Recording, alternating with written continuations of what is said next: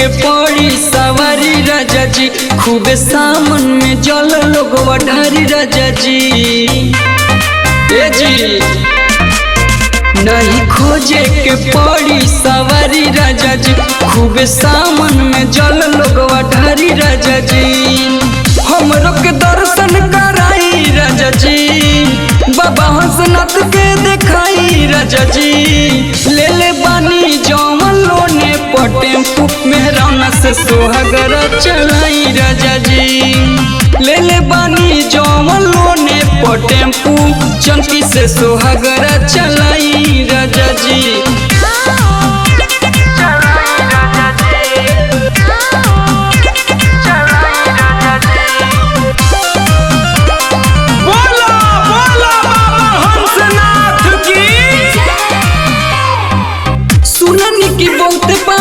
हवे बाबा नगरी भीड़ होला भारी, बचा के चली डगरी।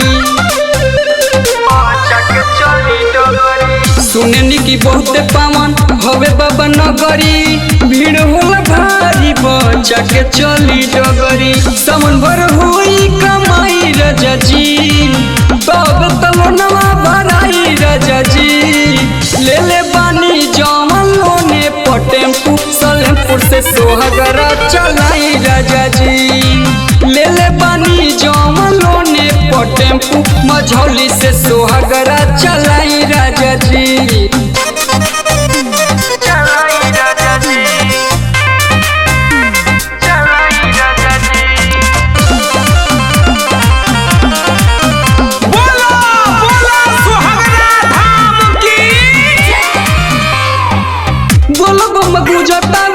सुनी घर घर जी, भोले बाबा रखी सब कर खबर जी। बोला बम गुजतावे सुनी घर घर जी, भोले बाबा रखी सब कर खबर जी। अब की सावन में जल चढ़ाई राजा जी, अब की सावन में जल चढ़ाई राजा जी। ले ले बानी जौमन लोने टेम्पू सोनाग से सोहागरा चलाई राजा जी। ले ले बानी जौमन लोने टेम्पू मगहर से सोहागरा चलाई राजा जी।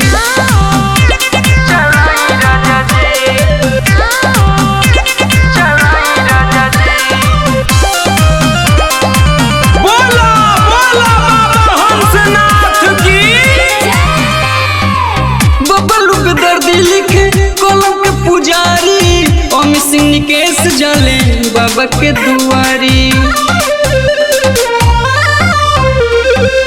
चंदन पिंटू संगे नाचे सब कमरिया। सुनी अभिषेक सिंह बाबा के दुआरिया, मकुरधन के गाना बजाई राजा जी, मुख के भजन बजाई राजा जी। ले ले बानी जौमन लोने टेम्पू मेहराना से सोहागरा चलाई राजा जी। ले ले बानी जौमन लोने टेम्पू गोठनी से सोहागरा चलाई